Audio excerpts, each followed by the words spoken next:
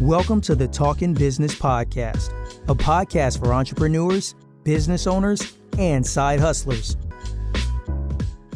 Welcome to another episode of Talkin' Business. Welcome back. Took a little break from doing the podcast, but now we're back. And today, my God, I got a very special guest with me today. I'm going to introduce this. I'm going to call this guy a young guru right now. I found out about him and I really wanted to talk to him. So I'm going to let him introduce himself a little bit, just to tell you guys a little bit about him, and then we're going to talk. Yeah, so Justin Phillips, one of the founders of a brand called Support Black Colleges. Our main mission is to uplift, inspire, and raise awareness to HBCUs, that's historically Black colleges and universities. And I scaled my business from 0 to multiple 7 figures in 2 years, and now I teach people how to do what I did. So that's awesome. That's me. Yeah. So I found out about you recently through another podcast I was listening to, and I was struck by your story. I loved it. I love the fact that you was young and like you're actually living proof of like a success story. Right. Do you want to go a little bit into like how you started this thing? Like go a little bit into your brand and how you started and where you are now. Like what's the journey been like? Yeah, so, it's funny because I actually wasn't a part of the business when it first started. So Corey, my business partner, and his cousin started it, I think, while we were in college in 2012. Yeah. And I was just, my current business partner's friend back then. So just try to help them out with social media. The first photo shoot, I was in it. I was the main model in the first photo shoot, and just try to help out. I had a digital background, so I built them a Twitter, got them a couple hundred followers, gave it to them. Yeah. Hey, have fun, do your thing, bro. Good luck, that type of thing. And then we actually started to do business together, me and my current business partner, and we were throwing parties together. So I skipped a grade, so I was 17 when I went into college. So I'm throwing parties, like 18 and up parties. I'm not even old enough to go to them, but we was, just young guys making 10, 15,000 bucks a month. I was trying to drop out of college every year, but my mom forced me to stay. You're going to be the first one to go through college. You got to do it for the family, whatever. Yeah. And turns out that after school, me and my current business partner, he moved to, I think he moved to DC. He stayed in DC and then was going back and forth from New York. And then I was in Houston. I moved back to Houston.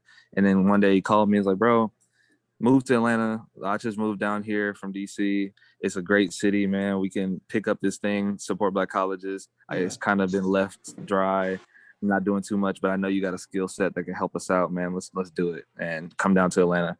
And I didn't do it. I then said no. I didn't say no. I was like, let me think about it, whatever.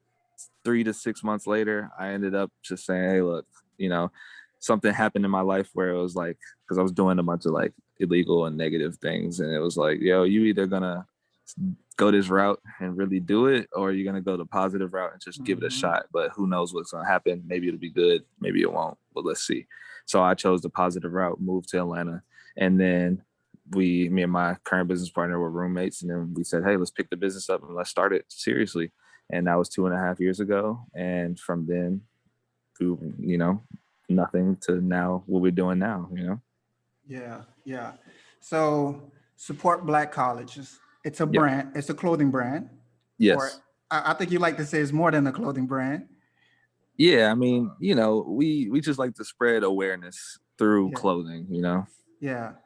But we call it a media company, kind of, because we produce, all of our own content for all social media channels, and we try to attract attention by putting out information that we know our target audience will love. And that gets us the attention, which then allows us to sell to that audience. So media company, lifestyle, brand, whatever you want to call it, somewhere around there. But like to me, why support Black college? Why is that? Why I'm gonna play devil's advocate here. Why is that even important? Why would I want to support Black college? Yeah, man. I think it just kind of stemmed from our background. Because Yeah. when I applied for schools, I only applied for 3, and I got into Howard University, Baylor University, and the University of North Texas. And that was just off the strength of me just applying wherever. I had no clue like what college was like. None of my family had went. I didn't know what a fraternity, sorority, literally nothing, like at all. Didn't even know what a HBCU was, like had no clue. And I was getting my hair cut. My barber said, "Hey man, what schools did you get into?" It was actually my replacement barber. My barber wasn't there. It was a barber next to me. I just had to go and get cut by the dude right next to him. So, dude named Will. Good Hold guy. on. So I went to the shop today to get a cut, and my guy Yeah, wasn't there. I had to just get you gotta go. Look, that's how it goes. So I knew that my dude Jay, he wasn't there. So I knew Will was right up next because he can cut good. Let me go to my boy Will. So I'm getting my hair cut. He tells me, "Man, what schools you get into?" I know you're a senior. I told him. He said, "Man, the other 2 schools are in Texas. That one, Howard, is out of state. Go Yeah. get the out of state experience. I promise it'll change your life." He didn't say go get the HBCU experience, go get whatever. He said just go get the out of state experience. It'll be good for you. Blah blah blah. Yeah. And I said, "I bet." So I made that No, life that's decision based off. great advice. Great advice. Yeah. So I made that life decision off of my second barber and made that decision. But when I got there, there's so many Black people and so many people like me and willing to embrace and willing to share information. And everyone was just so, they loved themselves and they loved the place that they were and they just Yeah. uplifted each other. So I was like, bro, like, how did I not know about this one? And then why did I not know about this? Because I'm a senior. So I'm like, bro, I should have known what college was, known what an HBCU was, known what a fraternity sorority was, known what hazing, like, just anything. I had no clue. So I Yeah. said, bro, we gotta, bring awareness to this. And then my business partner, Corey, he was from Greensboro. So they have North Carolina A&T, Winston-Salem State, North Carolina Central, but growing up, you didn't want to, the cool thing wasn't to stay in your hometown and go to one of those schools that was right there. The cool thing was to, I'm gonna go to Duke or I'm gonna go to North Carolina or Carolina or whatever. That's where all the ballers at. That's where. Right. So, Yeah. we just figured like, look, we got to raise awareness and put the shine back on these Black schools because they can do everything that these other schools can, if not better. And we need to get the word out there because there's kids like us that are out there that have no clue what's going on. And these things are the things that changed us, shaped our lives, and made us more of who we were. Absolutely. Oh man, that's beautiful right there. Like I didn't go to a HBCU, but I almost could like see that feeling because like we went to Africa recently and it was so cool to like just see Black people everywhere you turn. So I'm guessing that's the same feeling. It's the exact same feeling. Like it was such a beautiful thing, you know what I mean? Yeah. That's awesome. That's awesome.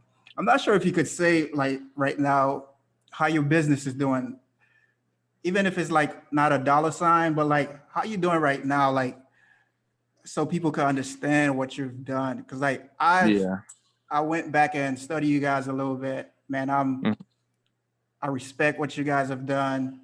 I'm like, man, there's people out there that's actually doing it. There's Black people that's out there that's doing it. There's young people that's out there that's doing it. Because I'm already an old guy. I look at you as how old are you? I'm up there. You, man, in the grand scheme of life, you're a child, man. I'm up there. Maybe I'll answer that question offline. Yeah. But yeah, I mean, just to answer your question, we went from relatively zero in 2 years. I mean, you're talking multiple millions of dollars. And I'd be surprised, on the average month, I'd be looking around like what's going on if we didn't make like $300,000. So, wow. So that's not to go into exact numbers, but you can kind of piece some information together there. And then mind you, you got, Black Friday last year, we did $1 million in 5 days across the whole weekend. So, we're doing straight, but it's a lot of work. Yeah. We're having fun too, though. I mean, to me, I would take that work. I wouldn't say all the time, but I'll take that work most of the time for if I know at the end of the day, I could see numbers like that. That's like, that has to be like super motivating for you to look at, say, your I don't know, your Shopify account just Yeah, to yeah, see numbers numbers coming in like that. yeah. I mean, when you first start, I just remember like I meditate every day. So I remember Nice. meditating. It's like, man, I don't know how, but I know that it's possible. So let's just get this thing to $1,000 a week. That was my goal at one point. Then I remember hitting that and then saying, well, can we do 50? And then can we do 100, and then can we do 200? Because then that's 100,000 for each person. And now it's like we did 1 million in those few days. And I'm like, bro, now it's kind of just like fun. It's like a game. Like, all right, Nice. can we release something and then do $100,000 in 5 minutes? Like, let's just try shit now. So that's kind of where we're at. Just having fun with it. Yeah, it's great. It's good to get to that level where you're not struggling, where you're thriving. Then you could get more creative in your mind, right? Yeah, And yeah, just definitely. start. You don't have to worry so much about a paycheck or whatever. Hmm. Because I heard this part of your story where when you first got into the business, you had something like 2 cents in your account. What was that? Oh yeah, yeah, Like, yeah. So when I moved from Houston, I had saved up about $10,000. So, and I need to preface this story better because I yeah, had some money to the side. So I was like on some rogue whatever. I just like I'm really good at catching things early. So I mean, I guess not super early, but I caught wind of like cryptocurrency, Bitcoin, stuff like that mm, in 2016, 2017. So I had saved all of my money, and then I just said, bro, I believe in this, and I put everything I had into it at the time. And so at the time, it was maybe like $16,000. And then I had $10,000 left from what I didn't invest. I So got you. then I just kept that there. I told myself, this is like a portfolio. I'm not touching it. It stays there. And then I moved to Atlanta with that $10,000. And when I got down there, I knew that I wasn't touching my other money. And then my current business partner, Corey, he was like, yo, I got $20,000 in inventory. If you send me $10,000, we'll be 50-50 business partners. And I said, cool, let's do it. And I sent them the 10,000. And then that's when I had 2 pennies left in my bank account. So I had a little bit of money on the side, but Yeah, not money I was relatively going to liquidate. When I sent Corey all of my money, I yeah. instantly did not know how I was going to pay rent, how I was going to eat, like none of that stuff. And I had 2 rents to pay because when I moved from Houston, I had 3 months left on my lease. And the person that subleased, they didn't pay. So I had to pay that rent, my rent, and then I had to figure out how I was going to eat too. So like it was tough. Um, Most people wouldn't make that decision. Like, what? You Yeah.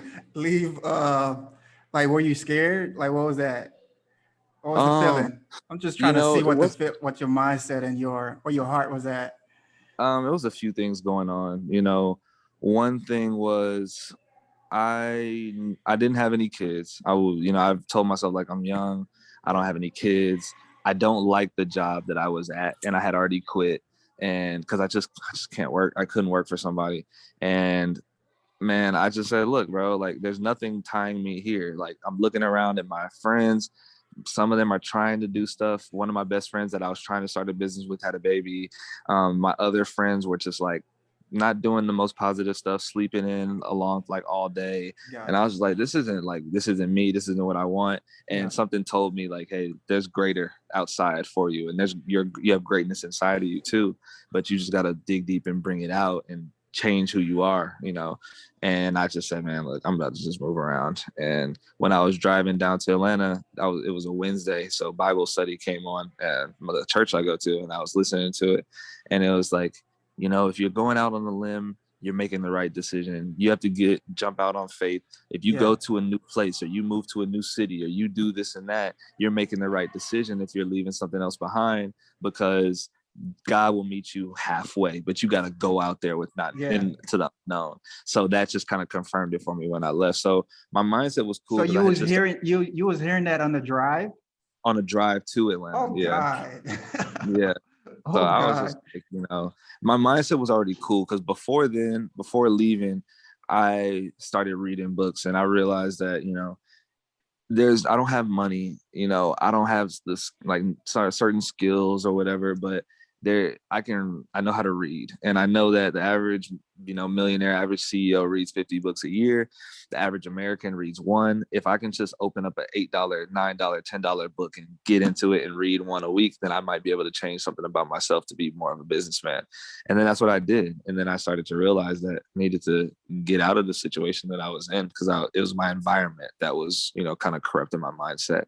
And then that's when I moved around, and I actually told all my friends and my family that was living with me, because I was living in a 1-bedroom apartment with 5 people, and we were splitting the rent. I was paying $150, but I also was sacrificing my, my peace of mind and, other endeavors that I possibly could have done, because I was surrounded by just something that wasn't me.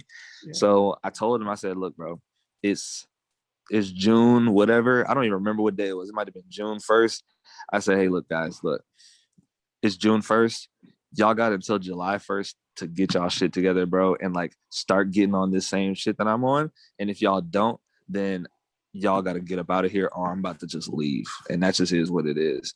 And, they didn't take bad to it, because I'm a nice guy, but I just had to be realistic with my life. So when I told them that, as the days went by, they pulled me to the side and I was like, hey, bro, look, if it's going to be someone that's going to be successful out of the family, it's going to be you, bro. We holding you back. You need to get out of here and go do your thing. And then that's when I, That's an amazing story, man. And I love the fact that you said you read books, and you mentioned the CEOs, how much books they read. I'm not gonna claim I read a lot, but I do read often.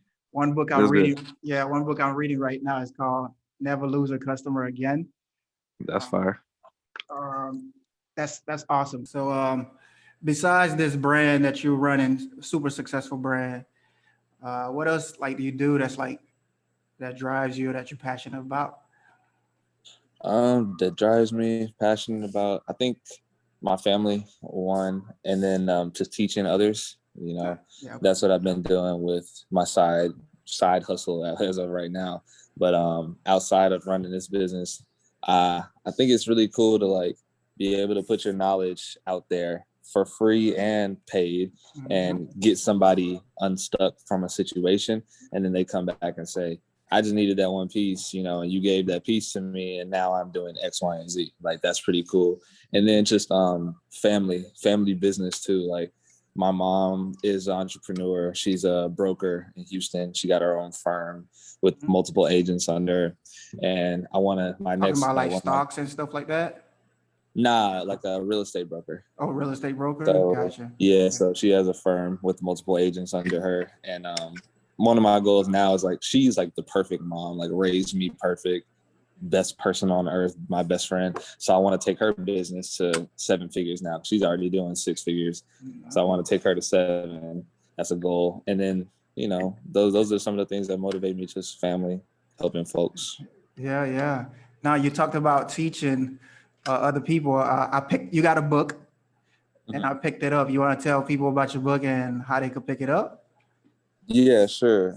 Usually, you know me, bro. I'm really always about giving a game for free. So if you have any questions that you think will help your audience, I'm down to answer them for free.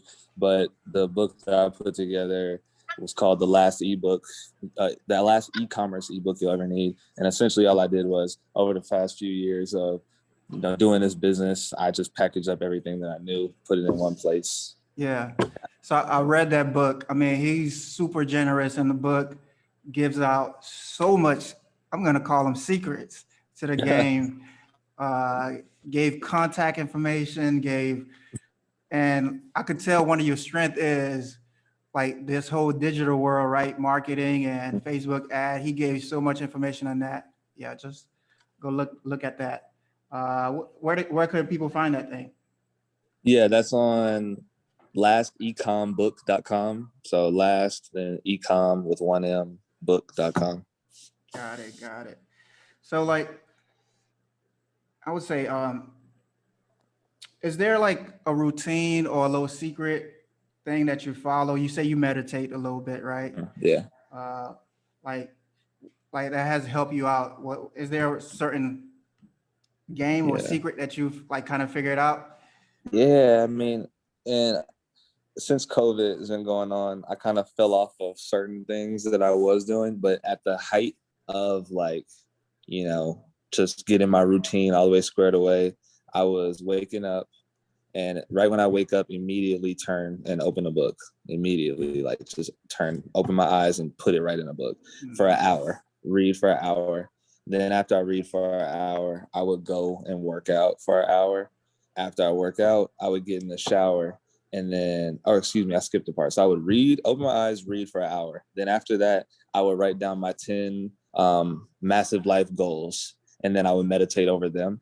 And then I would write down 10 things that I was grateful for, and then I would meditate over them. And then I would go work out, come back, and then I would go get in the shower, and I meditate in the shower because it's like a peaceful place for me. So I meditate there. And then after that, that's when I start my day. So that was like my morning routine. And right now what I'm doing is open my eyes, not reading, but I turn on audiobooks or just motivational YouTube videos, stuff like that. Gotcha. And then I get in the shower, meditate, and then go about my business. So I essentially just fell off of working out since COVID happened and haven't picked it back up yet. But, you know, that's a lot. Yeah, man. Like that's awesome. Cause I think this whole thing is just a mental game. If you prep your mind and you strengthen it, like everything else just kind of start falling in place. But if your mind is weak and you don't feed it what it needs to be fed, you're starting at a loss, man. So that's awesome. No, that's true. So from the outside, it may look like you have like a super successful business. You're making millions. You got celebrities wearing your brand. I also saw that you guys did some stuff with like NBA 2K, if I'm not mistaken. Man, you guys are everywhere. But what are people not seeing? What's some of the pain that you like had to go through to like get to the point where you are? Bro, we go through it all the time, man. Like, you know, just 2 years ago, we was in an apartment, you know, like we had racks in the apartment. So we moved fast, and moving fast, it's difficult because you scale up, but you don't know what you don't know. And that's probably the most difficult part. I, at one point, had 30 staff members, and just scaling the business and feeling like you're making so much money, but it's not about how much you make, it's about how much you take home. And, you know, me and my friends in the e-commerce space, sometimes we call it vanity numbers, because it's like, well, you might do 650,000 in a month, but you have to pay staff and rent and garments and all of that stuff. And you know, your margins might be not as favorable as others. So, you know, obviously we work through all of that and get it right. And now we do well. But in the beginning, you know, you don't know any of that stuff. You don't know what MSRP and fucking being EDI compliant for all of these big box retailers. Like, you don't even know how to reach out to retailers. And at one point having 30 staff members, and that payroll had to be crazy. Payroll was 32,000 that month, you know, like, and then it's just, you know, having to understand financial literacy and business credit, which I'm still, you know, getting under my wings and whatnot with. I mean, bro, you go through hard times. We done been through the financial times, hard times. We done been through having to take loans. We done been through, hey, bro, I don't know if we're going to be open in next month, fam. We gonna have to figure something out. And you know, it happens. And you know, you just learn as you go. And you know, but yeah, bro, like you go through a lot. You gotta have, that's the thing about entrepreneurship. You just gotta be resilient, bro. Like, you know. Yeah.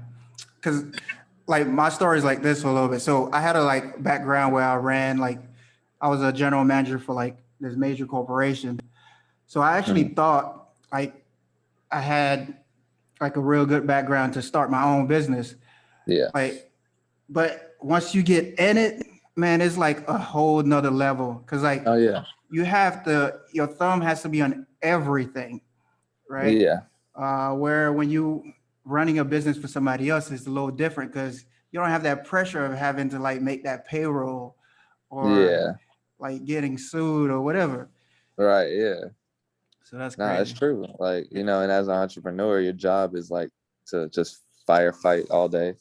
And, you have to lean on your systems and your standard operating procedures to make it easier. And that's where folks, kind of get it messed up. They think possibly how you might have thought, like, look, I'm running this big, huge company, and I know what's going on. And then you have to go and, build your own systems and deal with the different personalities. And some people hire their friends and, different stuff like that. So not easy, man. Yeah, it's not. So what's next for y'all, man? Oh man, we just trying what's next for you? So for the business, we are taking a step backward, like one step backwards to take 3 steps forward, making sure that we got all of our standard operating procedures in place, all of our systems all the way lined up, all of our staff knows exactly what they're doing right when they walk through the door. Anybody can walk in and do the exact same thing. Then we're just then after that we scale, and we're setting up all of our partnerships as far as like production and operations, and making sure that we can properly scale when we're really ready. Mind you, we're already doing good, but we're not running any like Facebook ads right now. We're chilling, but still doing well. And after we get all of that set up, that's when we take it to the next level and we actually start trying, and that's going to be fun, and we'll see how that goes. And then after that, we got a goal to be like, the Black owned, like really Black owned, and like a Black Nike type of vibe. So, but Black owned from start to finish, because a lot of these companies are Black owned. Like, let's just say a grocery store, it might be Black owned, but if the farm isn't Black owned, then you're not really Black owned. You're buying things from another race or another type of ethnicity, and then you're selling it, which isn't Black owned. Yeah. My bad. No, you good, my bad. Somebody called. So that's the goal. Just go all the way Black on, start to finish, and then take it to the next level. Bro, that's a big mission right there. That's huge. And I wish you guys a lot of success in that. It's gonna be a challenge, I'm gonna tell you that. But like that's because like if you could allow other like Black folks to eat because of your success that's in the front end. Like you like that's a big thing. So I know you busy, and you had customers come in while I was talking. Let me let you go. But like before you go, tell people how they could support you, support your brand, like how to contact you if they want to contact you, or if you don't want them to contact you, say that say that too. The brand, Instagram, Support Black College, the website supportblackcolleges.org. My Instagram is at IHONation. My Clubhouse at Justin P.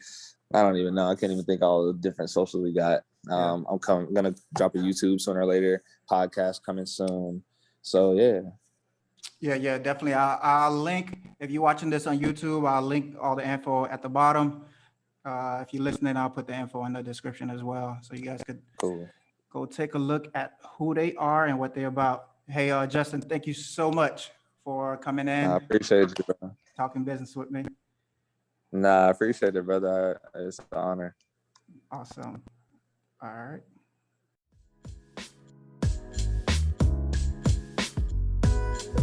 You've been listening to Talking Business Podcast, hosted by Gavin. Share and tell your entrepreneur and side hustler friends about this podcast. Connect with the host Gavin by visiting his website, gavinstgeorges.com, or follow him on Instagram at gavinstgeorges. Don't miss the next episode. Be sure to subscribe and listen. We're on major podcast platforms like Apple Podcasts, Spotify, Amazon, and YouTube. Talk to you soon.